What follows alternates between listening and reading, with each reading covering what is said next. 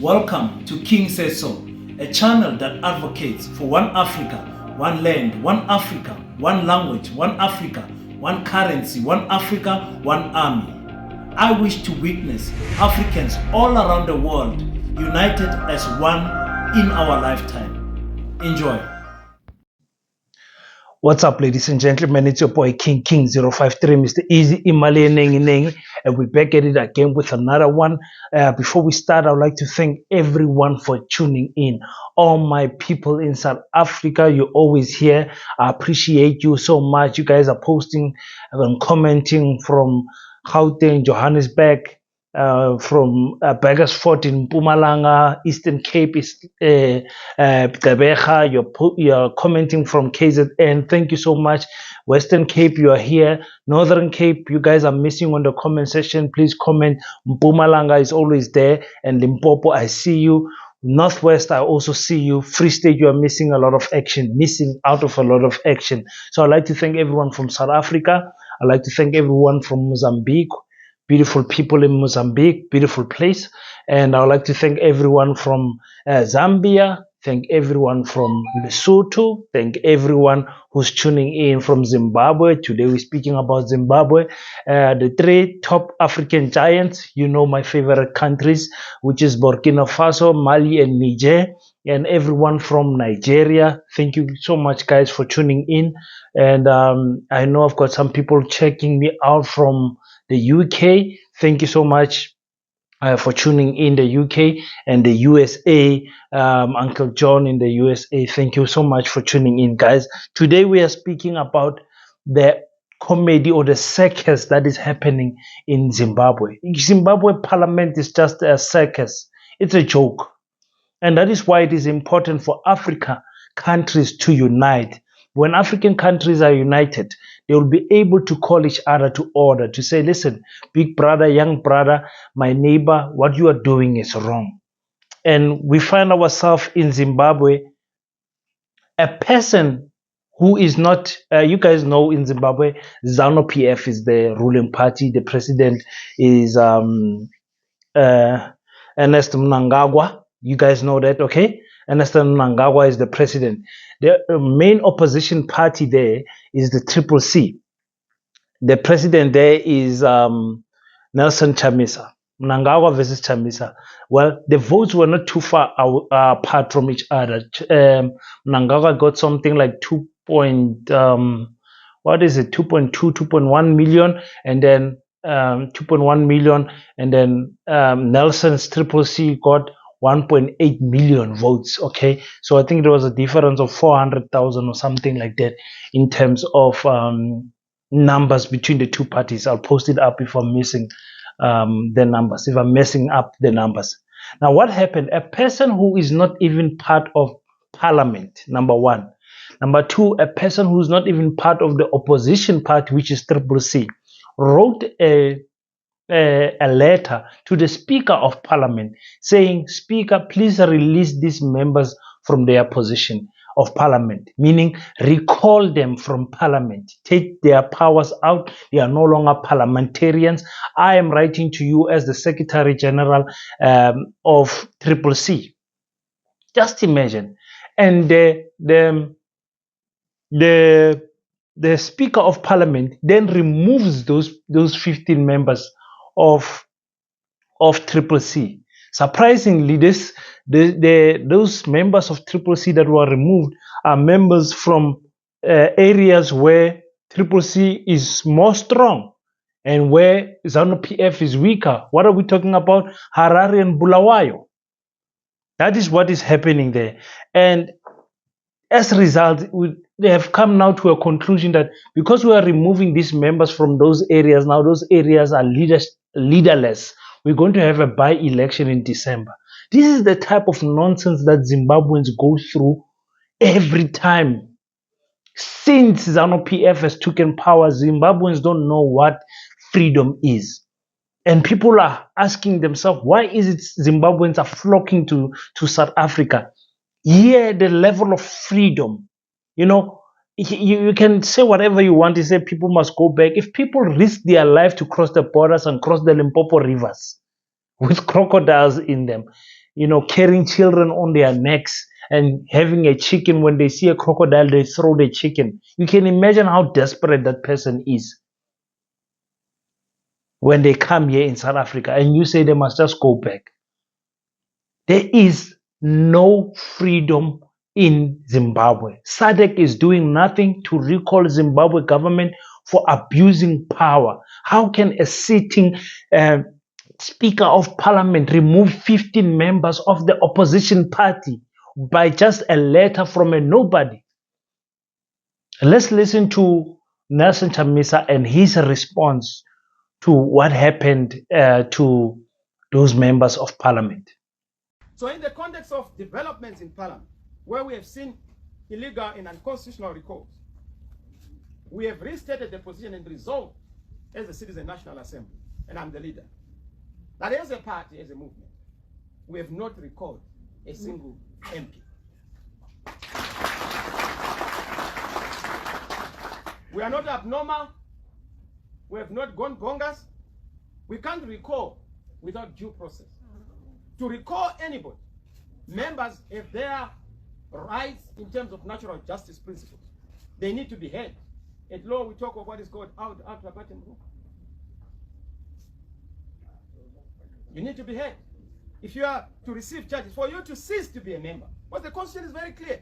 2 tests have to be met. Number 1, have you ceased being a member? If you have ceased being a member, the party has verified that you have ceased being a member. It has to satisfy the second test, as the party resolved to communicate to Parliament. That test has not been met. And that's why we are saying to the Honorable Speaker, correct your error.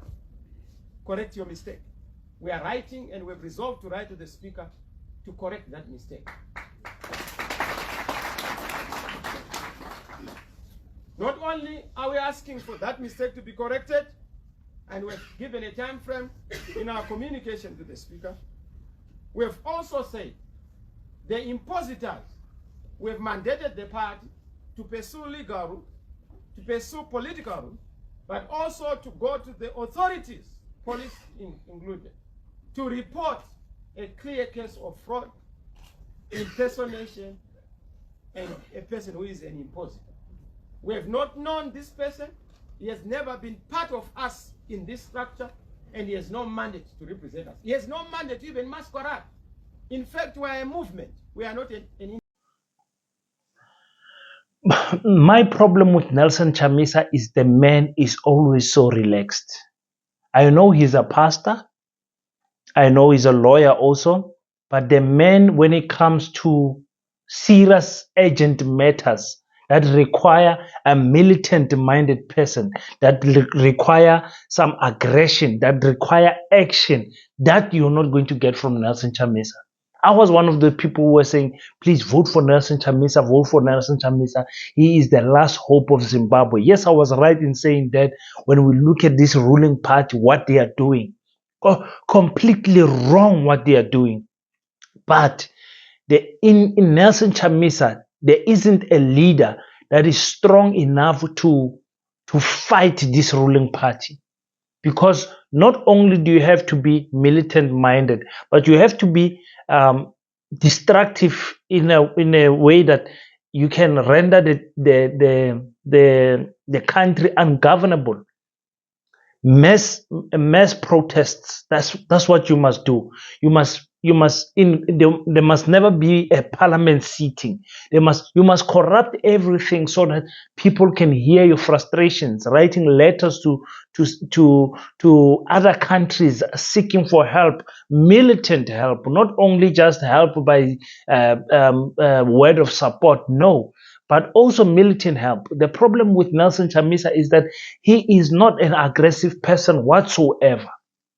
He himself was arrested and beaten up years ago, so he knows the pain of going to prison. He does not want to see prison again. That's why when he speaks, you hear him speak reprimanding ZANU-PF in a respective tone. That's why you come back to me and you will hear me continuously saying Zimbabweans are the most respectful people that you will meet in your world. Zimbabweans are the most kindest people you will meet in your world. The majority of them, not all of them. You understand what I'm saying? To the point where Zimbabwean, a former, a member of Triple C, a former MP, was just hijacked, adopted and beaten up. Just in the road on his way to fetch his wife, taken and beaten up to and hospitalized, broken hand, broken leg, beaten up badly. What did ZANU PF do? They just released a press statement. They just spoke so nicely. They know it is police that did this. And mind you, the police of Zimbabweans don't even carry guns. They beat you up with their hands. They'll give you a good beating. You understand what I'm saying? So for me, it is crazy what is happening in Zimbabwe. Zimbabwe is just a pure joke. It breaks my heart to see Zimbabweans going through this. And I've made a video, it went viral, this video, of us. I asked specifically, where are the men of Zimbabwe? Where are the men of Zimbabwe when a political party that only has 2 million votes can abuse them like this? When is the Zimbabwean men going to rise up and stand up and fight for the future of their wives, their children, and the future of their unborn children? Will Zimbabweans ever rise up and protect their families? The answer is pure no. I mean, if ZANU PF got 2 million votes, okay, 2 million active people that could vote for them, which we know is a lie, and Triple C got 1.8 million, these people can fight these people if they wanted to. But remember, when you die, when you fight, you have to be prepared to die. You can't fight with the thought of having victory only by negotiations. Sometimes even your death is a form of victory. That's why you see the people of Palestine not leaving Gaza. They are saying, it's fine, you can bomb us, we'll die here. The blood, our blood will tell the story to the next generations that we did not move, we stood fast. The same thing that happened with Solomon Mahlangu, that's the t-shirt I'm rocking today. When he was hanged by the apartheid government, they thought he was going to be a soft boy who's going to apologize for the crime he did not commit. But he said, listen, let my blood nourish the tree that will bear fruit to the freedom of my people, and tell my people I love them and they must continue to fight. I'll to continue. And they hanged him. He died. Today he's one of the most famous heroes of South Africa that we sing about. 21 years old when they hanged him. 21 years old. Today in Zimbabwe, members of parliament can just be beaten up. People who are voting can be beaten up at voting polls. It is crazy, the intimidation that is happening in Zimbabwe. When we say one Africa, one language, one Africa, one land, this is what we mean. We need an African country that can intervene in other African countries to fix them, because if it is not fixed, it affects us, the neighboring countries. Zimbabweans, they flee. When they see even politicians don't have hope, they flee their countries and go to their neighboring countries. And here they will be treated like low-class citizens, treated like a dog, doing jobs that they are not supposed to be doing according to their qualification. But because they are hungry and everything, they have to come here. And why are you surprised that some of them will even resort to crime? Our country, South Africa, is open for such things. Our policemen don't want to work. They don't want to work. Our government does not enforce their laws.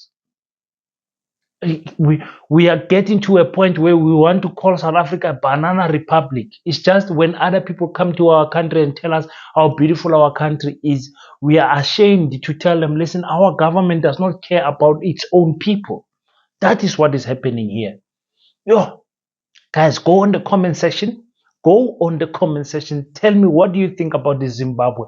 What do you think about Nelson Chamisa?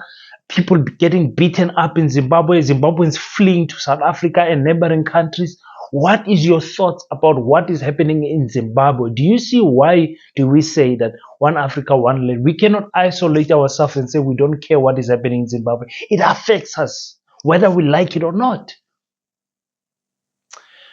Hi, guys. Thank you so much, guys. We are trying to reach 10,000 subscribers.